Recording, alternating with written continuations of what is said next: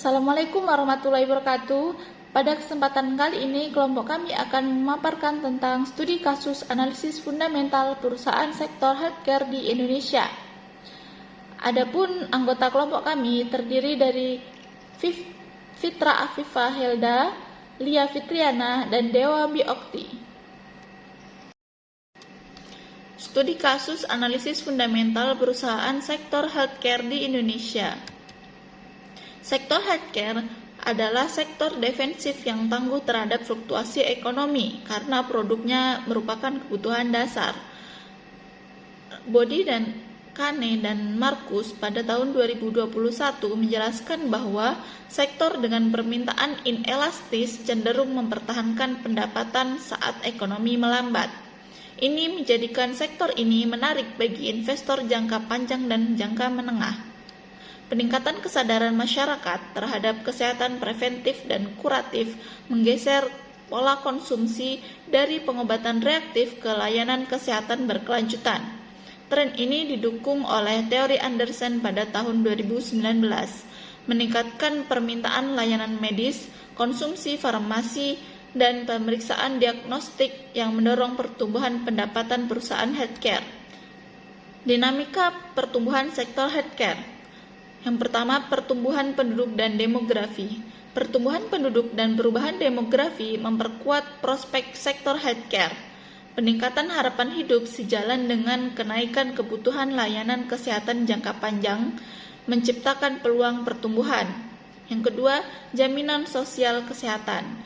Di Indonesia, perluasan cakupan layanan kesehatan nasional melalui jaminan sosial menciptakan peluang dan tantangan. Sistem terintegrasi mendorong efisiensi tetapi menekan margin perusahaan yang tidak optimal mengelola biaya. Yang ketiga, variasi kualitas fundamental. Meskipun prospektif, terdapat variasi signifikan dalam kualitas fundamental perusahaan. Analisis fundamental diperlukan untuk membedakan perusahaan dengan nilai intrinsik kuat dari yang hanya tumbuh sementara. Selanjutnya, kinerja perusahaan healthcare dipengaruhi oleh beberapa faktor penentu. Yang pertama, kompetisi ketat. Tren kompetisi yang ketat mempengaruhi kinerja. Perusahaan besar dengan jaringan luas memiliki keunggulan biaya dibandingkan yang lebih kecil. Yang kedua, struktur keuangan.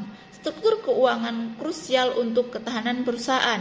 Tingkat leverage tidak optimal dapat meningkatkan risiko kebangkrutan meskipun pendapatan stabil. Yang ketiga, arus kas operasional. Arus kas operasional adalah indikator penting kualitas laba. Laba berkualitas tinggi harus didukung arus kas yang kuat dan berkelanjutan. Investor rasional mempertimbangkan keberlanjutan kinerja keuangan. Perusahaan dengan fundamental kuat, risiko terkendali, dan arus kas stabil memberikan imbal balik hasil konsisten jangka panjang. Tujuan studi kasus menganalisa kinerja fundamental perusahaan sektor healthcare berdasarkan indikator keuangan utama, membandingkan kekuatan dan risiko antar perusahaan secara kuantitatif, serta menentukan 3 perusahaan dengan fundamental paling solid dan berkelanjutan. Metode analisis fundamental kuantitatif dengan pendekatan komparatif menilai kinerja dan kesehatan keuangan perusahaan sektor healthcare berdasarkan laporan keuangan. Pendekatan komparatif digunakan untuk membandingkan kinerja antar perusahaan dalam sektor yang sama. Diproyeksikan melalui kapitalisasi pasar, menggambarkan kekuatan pasar dan ketahanan perusahaan. Seluruh indikator ini dianalisis dibandingkan antar perusahaan untuk gambaran fundamental menyeluruh. Analisis fundamental berbasis data. Di samping bisa kita lihat contohnya dan rata-rata kecenderungannya.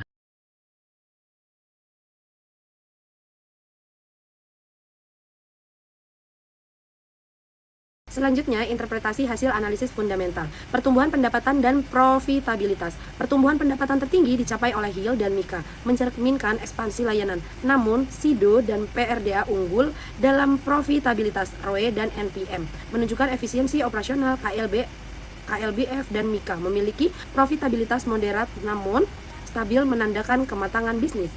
Struktur utang dan arus kas. PRDA dan Sido memiliki risiko keuangan terendah dengan DIR kurang dari 0,1 dan Hill dan MDLA memiliki leverage tinggi, meningkatkan risiko finansial. KLBF, Mika, PRDA dan Sido menunjukkan arus kas operasional positif dan stabil, menandakan kualitas laba yang baik.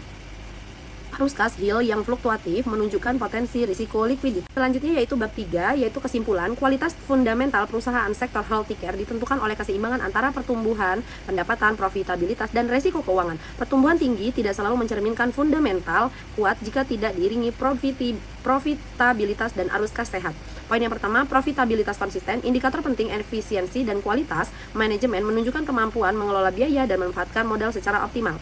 Poin yang kedua yaitu arus kas operasional positif. Faktor krusial kualitas laba menunjukkan laba didukung aktivitas operasional nyata, memperkuat kemampuan membiayai ekspansi dan kewajiban. Poin yang ketiga yaitu struktur modal sehat. Pembeda utama dengan leverage rendah memberikan fleksibilitas keuangan lebih besar dan risiko finansial terkendali. Kombinasi profitabilitas arus kas dan struktur utang konservatif menjadi penutup utama kekuatan fundamental perusahaan. Selanjutnya yaitu rekomendasi 3 perusahaan terbaik. Yang pertama yaitu PT Kalbe Farma Tbk, KBLF, fundamental terkuat dengan skala bisnis sangat besar, model usaha terdiversifikasi, kinerja keuangan stabil, pertumbuhan pendapatan konsisten, profitabilitas sehat, arus kas operasional kuat, dan struktur utang rendah. Ideal untuk investasi jangka panjang. Yang kedua, PT Mitra Keluarga Karya Sehat Tbk, Mika, fundamental terbaik kedua dengan model bisnis rumah sakit yang stabil, prospek pertumbuhan kuat, profitabilitas terkendali, dan risiko keuangan terjaga. Kombinasi pertumbuhan dan stabilitas di sektor layanan kesehatan. Yang ketiga yaitu PT Prodia Widya Husada Tbk atau PRDA, efisiensi dan kualitas laba sangat baik, profitabilitas tinggi, arus kas operasional positif, dan struktur permodalan sangat konservatif. Pilihan tepat untuk diversifikasi portofolio sektor healthcare. Terima kasih telah menyimak video kami, semoga bermanfaat. Assalamualaikum warahmatullahi wabarakatuh.